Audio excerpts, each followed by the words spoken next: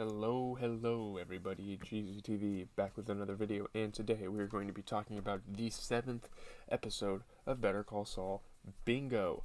This was a pretty good episode. I think this show is starting to kind of take off in the action in terms of the plot and the storylines. It's starting to really take off and become something that's like making me want more. I watched this episode, I was like, damn. I wish I like the YouTube channel, but at the time I was like, I wish I didn't have a YouTube channel, so I could just watch everything. But I am a TV show critic. I watch TV shows a lot, so I watch a lot of TV. I've been doing it recently. I haven't been doing it all the time. That's not always what this channel has been. It's usually been music, but music's been kind of dead right now, so I'm taking the time to kind of watch some TV. Better Call Saul. We watched Breaking Bad. We watched The Boys. We watched Euphoria. We watched Stranger Things. We're watching The Walking Dead, and yeah. We got a pretty good thing going on the channel with the TV shows. If you guys have another TV show, I might start watching The Sopranos maybe after one of these series is done, but now I'm pretty occupied with these, so I think that's about good. I mean, at most, we should be watching 2 series at a time. But anyways, plot, critical response, you know the gist. So Jimmy and Mike return Abbasi's notebook, claiming they found it in the police station parking lot, so kind of having this funny story on this like fake little gig about how they found his notebook and why it wasn't in his pocket when he left the office. Despite Abbasi's accusations, Sanders privately assures Mike he has little to fear. He's just a young guy. You know, we learned that this Abbasi guy's kind of a new guy in the Philadelphia police unit. So he's a young amateur, he's a young rookie, he doesn't know what he's talking about. Jimmy finds Chuck standing outside his home, claiming to be building up tolerance to electromagnetism. So he's kind of has this therapy, he's trying to kind of recover from this electromagnetic hypersensitivity thing.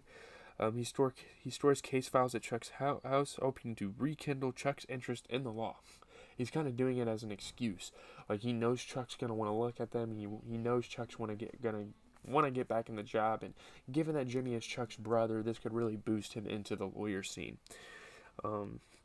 He later brings Kim to an office suite he is considering renting and asks her to be his partner, kind of like subtly, kind of like indirectly asks her to be his partner. Yeah, I mean, he bought this office space, yeah, but things start to go downhill really quick. He's going to have to sacrifice some things in this episode, and you guys will see that. She turns him down due to her loyalty to Hamlin, and McGill, which is pretty understandable. Kim meets with Betsy and Craig Kettleman and proposes a plea deal that includes return of the embezzled $1.6 million and 16 months in prison for Craig. Now, in this episode, these Kettlemans really start to become extremely unlikable. Like, they are not likable characters at all. And they're a pretty big part of the show. I mean, they're like one of the first big law issues here. Besides the skateboarders, that was funny, but that was nothing compared to what the Kettlemans are. Since losing a trial would mean 30 years in prison, she recommends Craig accepts this deal. Betsy refuses, maintaining her husband's innocence and denying there's any money to return. And I mean, they're kind of going about this in a dumb way because they're saying there's no money. These people are really stupid.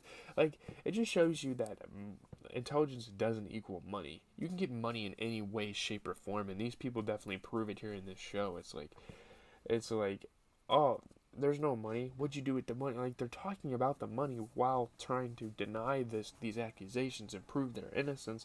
They're like, oh, I thought you were trying to protect us as our lawyer. You gotta tell the truth. You gotta own up to some things. Lawyers don't protect you from the truth. They protect you from all the things that come with it. The Kettlemans fire Kim and hire Jimmy, who initially urges them to accept the plea bargain. They're like, please, you gotta go back to Kim. She has a really good deal. It's about as good as you're gonna get. HHM, you know. Usually Jimmy wouldn't admit this, but they have a really good deal on their hands, so they should probably go back to them. And I'm sorry, I look kind of tired.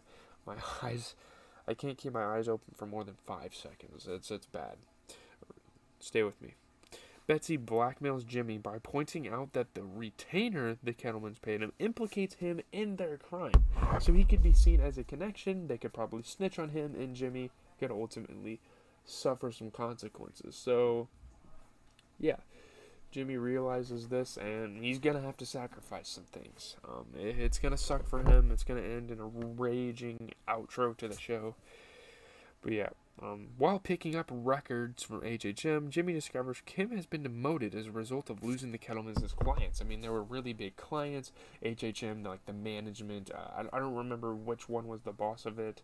It's the guy that Jimmy has had a rivalry with throughout the season. They kicked her out. They were like, "You cannot lose clients this big. That is unacceptable. You are out."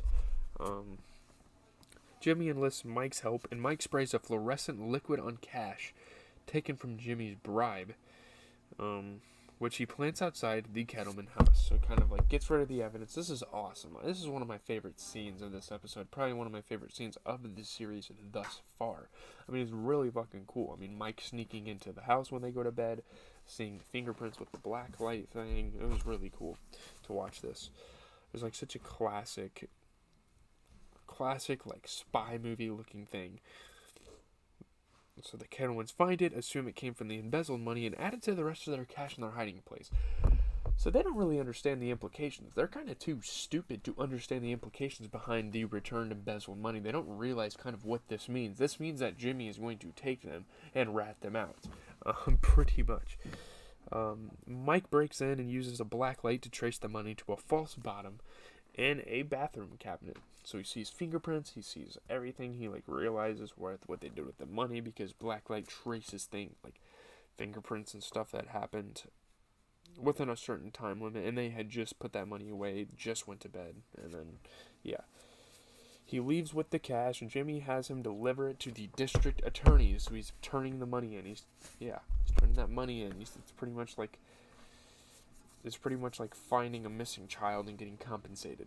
It's like what he did there. Mike tells Jimmy that completing this task satisfies the debt he owes for Jimmy's aid in stealing Abbasi's notebook. So he's like, now we're square. The next day, Jimmy visits the Kettlemans. Oh man, this is some intimidation factor shit right here for Jimmy McGill. When they discover the money missing, Betsy again threatens to reveal that Jimmy is also guilty. Because, I mean, I guess if he knew about the money, then he must be guilty, then he must be connected. But, I mean, Jimmy, being their lawyer, he couldn't keep defending them. That's kind of Jimmy's side of this, where he's like, I couldn't keep defending them. I realized they had $1.6 million in cash. I realized where it was. They let me in their house. I traced it, and then I found it. That's probably what Jimmy's alibi is going to be if they are in court, which I'm sure they're probably going to go in court eventually. I mean, I think these episodes have just been built up in the case. It's really cool. I haven't watched a lot of Law and Order on TV. This is Law and Order with the emotion, you know? Jimmy replies that if she does, she will be guilty of a crime for bribing him. So it'll stack up even more on her, and that's what she doesn't realize here. If Betsy and Craig are both convicted, the Kettleman children will grow up without their parents. So he's just kind of listing out the consequences. You know, Jimmy's really smart. He knows the law. He kind of lists out these consequences for these people. The Kettlemans agreed to accept the plea deal Kim negotiated, deciding that only one parent going to prison is their best option, and it's only for 16 months. They act like they're actually going to get the 30-year sentence, and I understand you don't want the jail time, but my God, you got to take 16 months over 30 years. That's easy, and you can just turn the money in, you know. Obviously, you'll be broke as hell because that's what your life purpose was, is getting that money, but. Knowing he is now unable to afford a new workplace, a frustrated Jimmy returns to his prospective office to vent his anger. So now in the coming episodes, he's going to have to find a way to regain that money to buy this office. He needs to buy an office space. He's not going to... Do you guys hear my fucking wash machine? My God. So many interruptions. Okay. Yeah, so there are some trade-offs. He had to returning the money, covering his own ass. He couldn't buy his new office, so that's kind of that. Generally positive reviews, 92% on Rotten Tomatoes, 7.69 out of 10. A more low-key episode than the heart-wrenching one that came before. Bingo feels like a turning point in Jimmy's ongoing quest to be a better person. 8.8 out of 10 on IGN, 4 out of 5 on Telegraph. I'm out. I know I kind of summed this up really quick, but I gotta go do some things, so